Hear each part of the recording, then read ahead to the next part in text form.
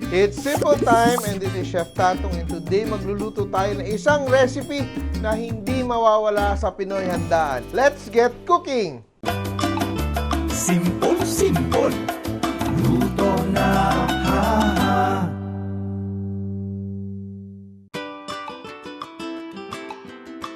This recipe is part of our Simple Cookbook series where we try to make cooking as simple as ABC. And sisimulan na natin yung ating paboritong Lumpiang Shanghai. Of course, gagamit tayo ng giniling from Fresh Options. Yan. Sana naman may 20% fat siya. Kasi alam mo, magiging dry talaga yung inyong Lumpia Shanghai pag wala siyang fat at hindi siya ganun kalasa. And we will season it oyster sauce. We're using Dato Puti oyster sauce. Yan. And salt and pepper. Ito yung basic natin na seasoning. Yan. Combine natin. Garlic. Yan. Onions. Mix everything until well combined. Then we add our egg. Yan. And flour. Sobrang dali lang nito. Basta naka-ready lahat. And very important again, when we're working with giniling and gusto natin mag-shape siya, no, mag-bind together, you should be sure that it's properly mixed. Yan. Look at that, no? Nagbabago yung ating texture ng ating meat. Nagiging mahibla siya, no? Yan. After that, we add our carrots. Hilalagay ko yung carrots ko last kasi para hindi siya magtubig, no? Kasi if we overhandle the carrots, it will release its juices, which we don't want to happen. We will add chopped kinchay. So what is chopped kinchay? Chopped kinchay is Chinese celery. So it's really up to you. You can use spring onions para kung gusto niyo mas neutral ang flavor. And be sure when you're working with ground pork is it is properly chilled. So there are people nagtatanong sa akin, bakit yung ginagawa ko nagtutubig? It's because your ground pork is at room temperature or even below room temperature. Kaya medyo nagtutubig na siya. And that's already dangerous, ha? Lagkit-lagkit na nating mixture. Put this aside.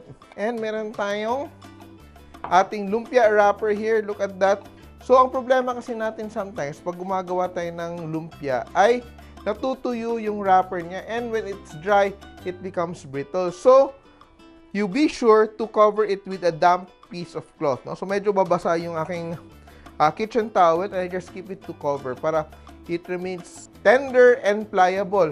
Yan. Kung masyado na siyang tuyo, yung gagawin mo dito ay you just leave it like an hour or two in a damp cloth and the dry lumpia wrapper will absorb the moisture from the towel. And if you want to keep your lumpia wrappers, huwag mo ilagay sa chiller. Lagay mo sa freezer and it will not dry out. Pag nasa chiller siya, madali siyang maluma, mag-dry out.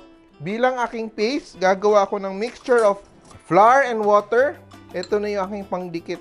I don't use cornstarch because ang cornstarch, it will settle below, no? Ito, perfect siya, look, oh. Very sticky.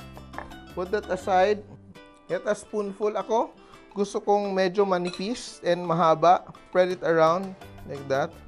And roll. Tuck it in. Yan, konting practice lang. Usually kasi, bago ka pang gumagawa ng lumpia, medyo mag-iba-iba yung size ng yung lumpia because you don't know how to handle it. And ito, hindi ko finol, gagawin ko lang, I will just tuck it inside. Ito yung, for me, pinakamadaling sistema ng paggawa ng lumpia. Look at that. Very nice. And I put it aside. So, ang gusto talaga natin sa ating Lumpia Shanghai ay juicy, malasa yung loob, pero crisp yung labas. So, I will teach you how to do it. Ito siya, di ba?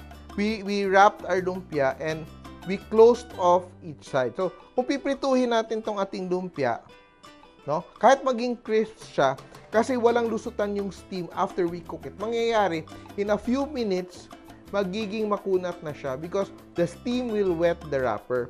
So, there are two ways itong gagawin mo. It's either hindi mo isisil yung dulo, maluluto siya, sisingaw sa dulo yung inyong steam, or you cut it into pieces. Ako, personally, I like to cut my lumpia into pieces. So, eto siya. I'm going to cut it into 3 pieces using a scissors. Yan. So, that's how I like my Lumpiang Shanghai. Yan. And we're ready to fry. So, our oil is hot enough. And we drop our lumpia into the oil. So, it's really managing the heat. Look at that. And of course, pag maliliit, mas maganda siya kainin. There are more crispy parts, no? And look at that. Sobrang ganda ng ating lumpia. Sobrang ganda ng kulay. And we are very sure that it's cooked. And we're very sure na crispy ito. So, transfer it to our colander so the excess oil will drip off. Masasarap talaga yung ating lumpia. Pag may masarap na sawsawan, yung gamit natin dito, ang always ka-partner ko sa aking Lumpiang Shanghai, ang sweet chili sauce. Yan. Feeling ko gusto nyo na magluto ng Lumpiang Shanghai, no? Kaya, eto siya, our version of Lumpiang Shanghai. Simple style.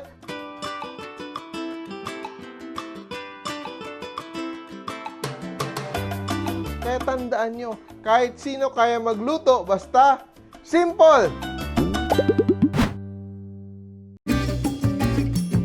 Mga ka-simple, remember, loving is sharing. Kaya share this video and like nyo na rin. Kain muna ako. Bye!